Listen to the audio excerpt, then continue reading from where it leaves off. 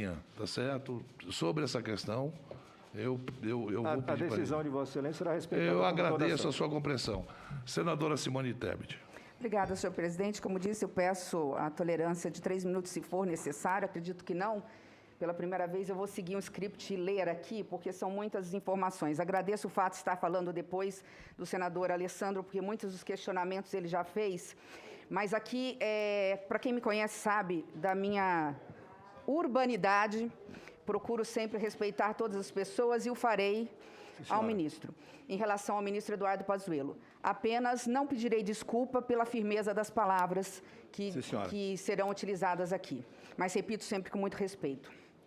Porque, ministro, ontem e hoje, pelo depoimento dado, ficou muito claro que o senhor veio protegido de um HC não para permanecer calado, mas para poder dizer tudo o que queria, da forma que queria, até mesmo omitir fatos ou...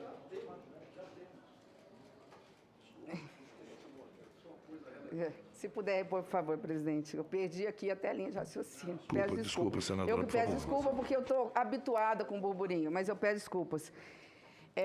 Ministro, reformulando, se o senhor puder retomar o meu tempo, presidente, eu agradeço os 15 minutos. Obrigada.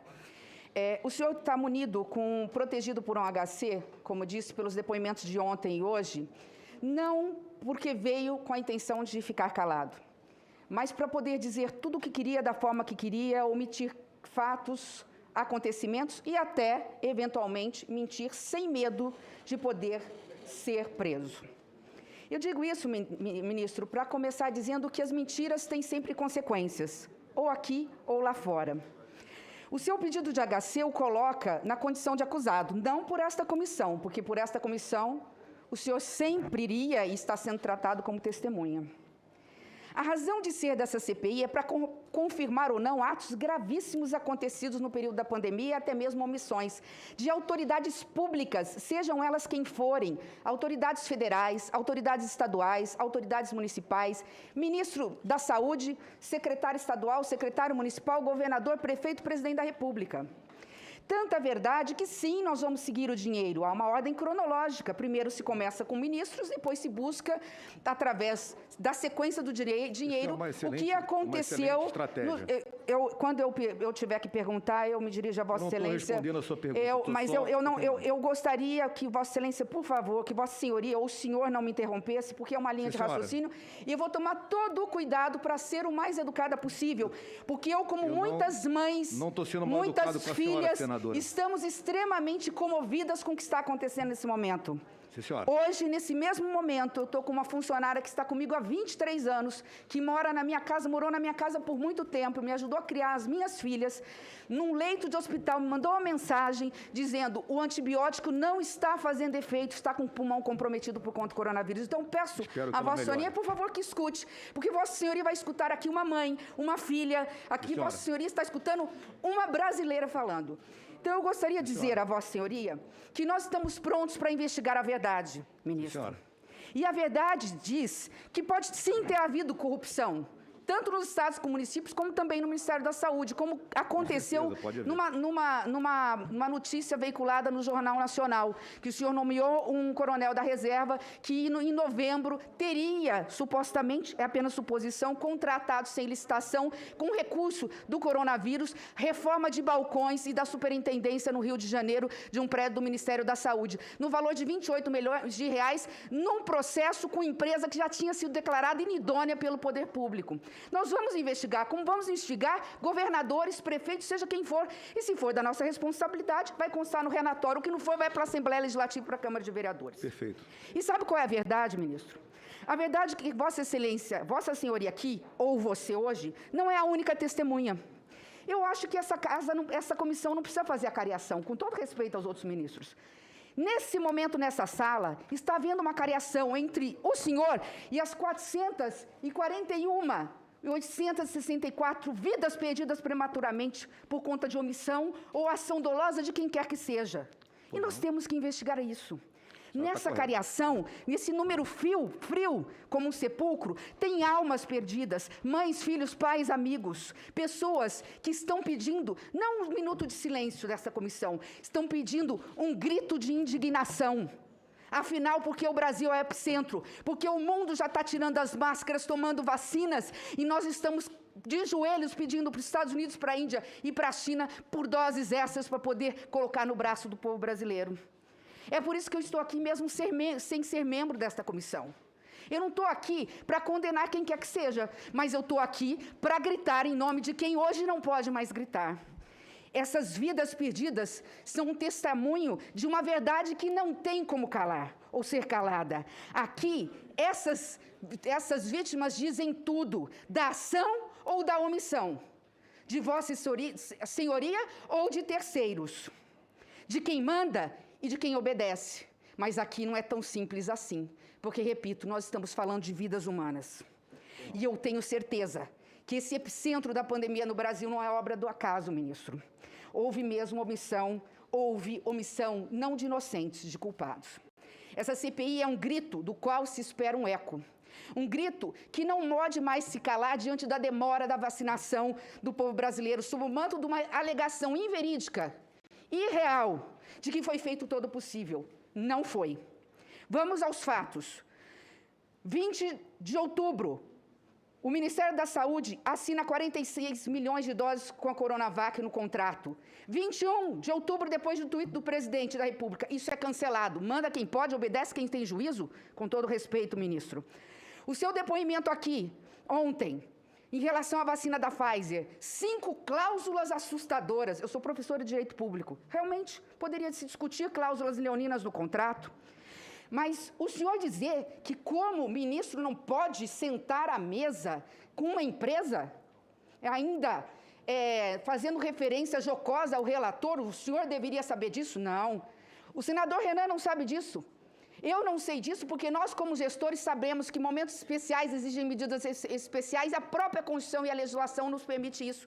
Tanto que permite permite, inclusive, não fazer licitação em processos diante de urgência. E o senhor sabe disso como general. Quando vamos para a guerra, as armas são outras. Por isso, não se sentar à mesa para discutir, negociar, dialogar, não poder conversar com empresas, o momento excepcional exige liderança, exige gestão. Como disse aqui, como se recusar a falar com a Pfizer? A Pfizer era a única naquele momento capaz de salvar o Brasil. Quando eu digo Brasil, não é só, estou falando de vidas, eu estou falando de empregos. E é sim papel, não só do senhor, como do presidente da República ou de quem quer que seja, fazer tudo o que é possível. O Ministério da Saúde não respondeu oficialmente à Pfizer. Afinal, são só 8,5 milhões de doses a mais? Não. São 8,5 milhões de doses que poderiam, se não salvar vidas, no mínimo, livrar essas pessoas da doença. São erros, ministro, que borracha nenhuma é capaz de apagar na nossa biografia. É lamentável dizer isso. Essa CPI é um grito das vítimas inocentes que partiram. É um grito para que nunca mais possamos ver cenas angustiantes de brasileiros asfixiando em Manaus, crianças tendo que se passar para outros estados por falta de leitos, para que nós não tenhamos mais aquelas cenas horripilantes de doentes amarrados com atas, como verdadeiras camisas de força para aguentar, suportar a dor de serem entubados sem um anestésico.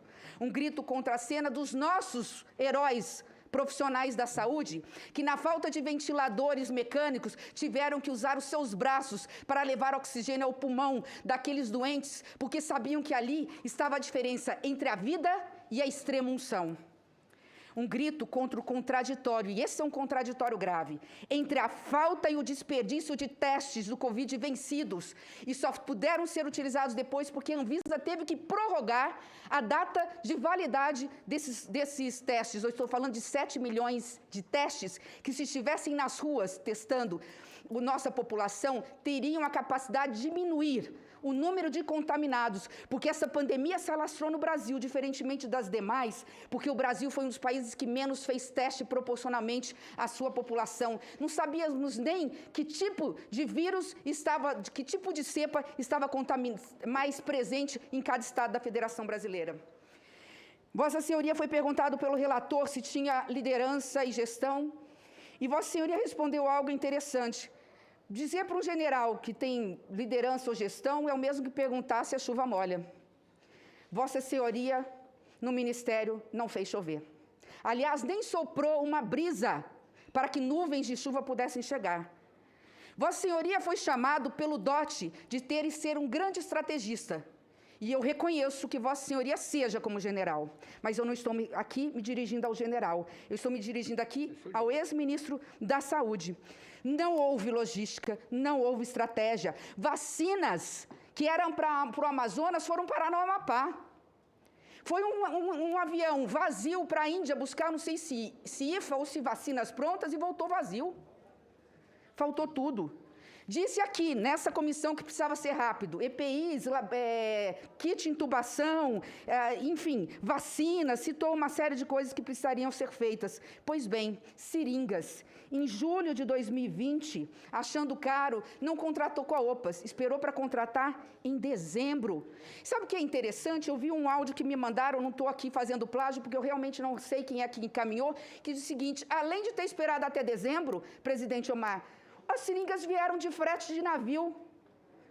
Ora, eu posso comprar pela internet por navio, porque pode demorar 2 meses do produto para vir da China até aqui. Agora, a seringa, cadê os aviões das Forças Armadas para buscar essas seringas ou para pagar um pouco mais e fazer com que essas seringas pudessem vir anestesiar o braço, a dor da população brasileira o mais rápido possível? Este é um grito de uma brasileira que representa aqui grande parte da população brasileira contra um plano nacional de imunização. Vossa Senhoria disse aqui, eu não conheci o SUS, fiquei maravilhado, que bom. Fico feliz por isso. Pena que não pôde utilizar o melhor plano de imunização do mundo, que é o nosso, para poder vacinar. Afinal, não contratou, não tinha vacina. Como aplicar as vacinas necessárias? Numa conta rápida, ministro, nós temos 38 mil postos de saúde espalhados no Brasil. Se nós colocarmos um único profissional da saúde para vacinar 50 braços, 50 doses, por dia, nós estamos falando de 2 milhões de vacinas aplicadas por dia. Não fazemos isso por quê? Porque não temos vacina, não fizemos o dever de casa, não temos contrato. Nenhum dinheiro hoje do mundo é capaz de trazer vacinas para o Brasil. Antes foi dito que eram 57 milhões de doses, depois 46, 32, 25. Sabe qual foi a última, ministro? Quando o senhor saiu, o senhor disse para os governadores, podem utilizar a segunda dose para vacinar o braço de quem não recebeu nenhuma. É uma estratégia interessante. Talvez até seria necessário, mas se nós tivéssemos certeza que não faltaria a segunda dose para quem já tomou a primeira, como aconteceu no meu estado de Mato Grosso do Sul. Já estou encaminhando para o final. O senhor negou a existência de um gabinete paralelo orientando o presidente da República. Eu não questiono a sua fala. Só que quando o senhor faz isso, na linha do que foi dito pelo senador Alessandro, o senhor acaba assumindo toda a responsabilidade pela ação equivocada ou pela omissão, pela má gestão, pela falta de planejamento, de kit intubação, de seringas, de vacina, de campanha publicitária. Não houve campanha. E quando houve, foi muito tímida. Não falava-se em máscaras, em isolamento social. Só uma coisa realmente que eu acredito, ministro. Eu acredito na sua boa intenção. Eu não nego isso. Basta olhar nos seus olhos, pela sua história, pela sua biografia, pelo testemunho do presidente Omar Aziz, quando disse que conhecia e conhece a sua família. Como cristã, eu tenho certeza que há uma narrativa equivocada no país, nesse país tão polarizado, que o fato de estar me dirigindo a Vossa Senhoria, por mais que vote com o governo no plenário, aprovando reformas e os projetos na área econômica, eu sou tida como oposição, ainda que não seja uma senadora independente.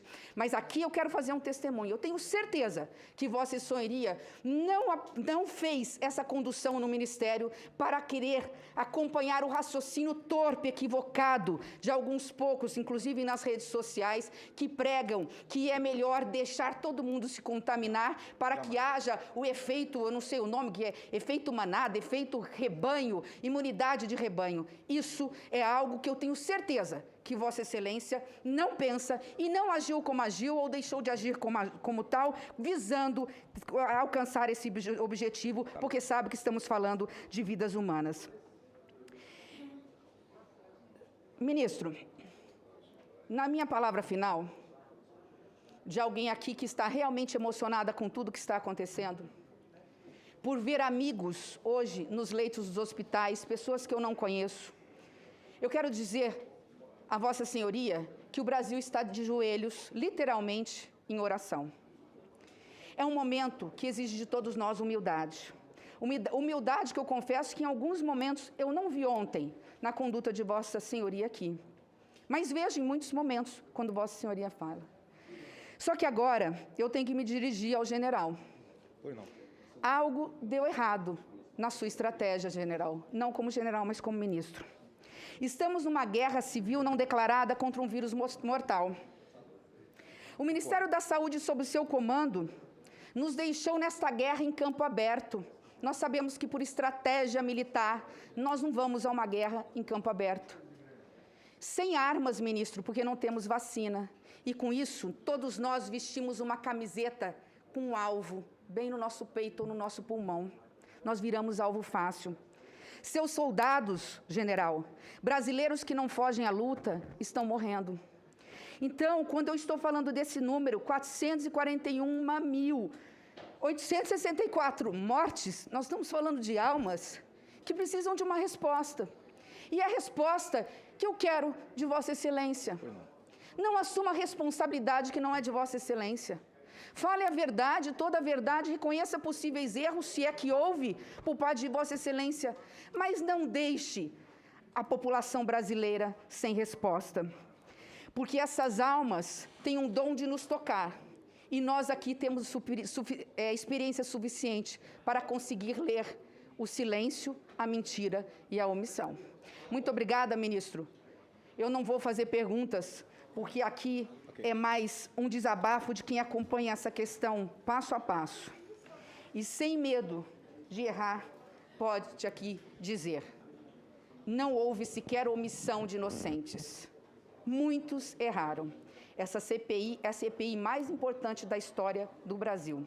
E ela vai ter que dar uma resposta à altura das mortes. Porque a nossa omissão hoje, o não gritar hoje, significa amanhã ter que olhar para aqueles números e falar, são mais centenas e milhares de mortes de irmãos brasileiros. E isso, enquanto nós estivermos aqui, isso não vai acontecer. Muito obrigada. Obrigado, senadora.